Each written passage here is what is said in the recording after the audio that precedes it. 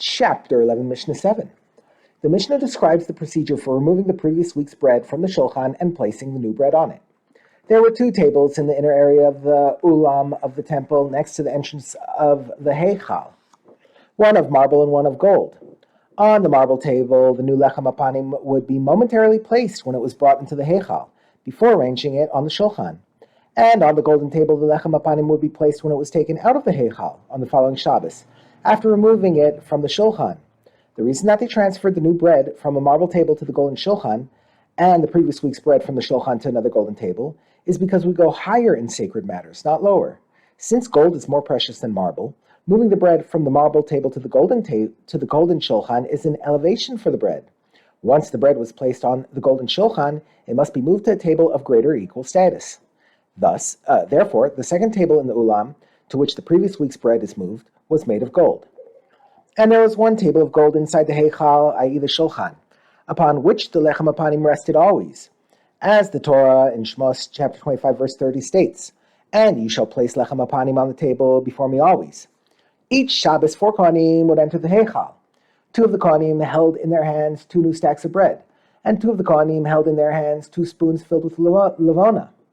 4 other kohanim would go before them into the heichal, 2 to remove the 2 stacks of bread from the previous Shabbos, and 2 to remove the 2 spoons of levona from the previous Shabbos.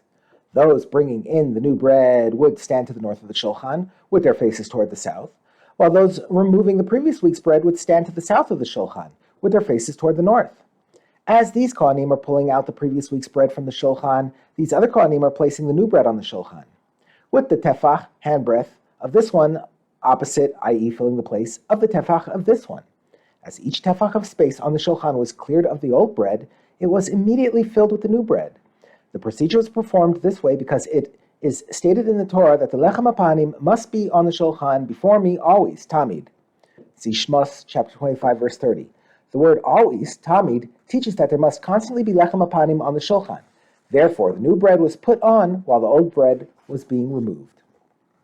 The Mishnah brings another view. Rabbi Yossi says, even if these kohanim completely remove the previous week's bread from the shulchan, and afterward these same kohanim place the new bread on the shulchan, this too is a fulfillment of always. According to Rabbi Yossi, the word tamid does not mean that the shulchan cannot be empty for even a moment. Rather, it means that it may not remain empty overnight. Thus, there is no need to put the new bread on the shulchan at the same time as the previous week's bread is being taken off.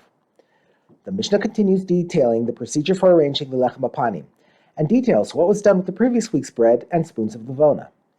The kohanim who were carrying the bread and spoons of levona of the previous week left the heichal, and placed the bread on the golden table that was in the ulam. They burned the spoonfuls of levona on the mizbeach. The loaves were taken from the golden table and distributed among the kohanim, who ate them. The Mishnah discusses a situation in which the distribution of the lechem apanim is delayed.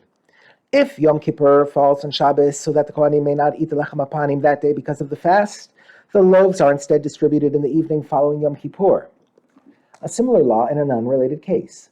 If Yom Kippur falls on Erev Shabbos, the he-goat of Yom Kippur brought as a chatas offering is eaten by the kohanim in the evening following Yom Kippur, i.e. on Friday night, since it could not be eaten on Yom Kippur.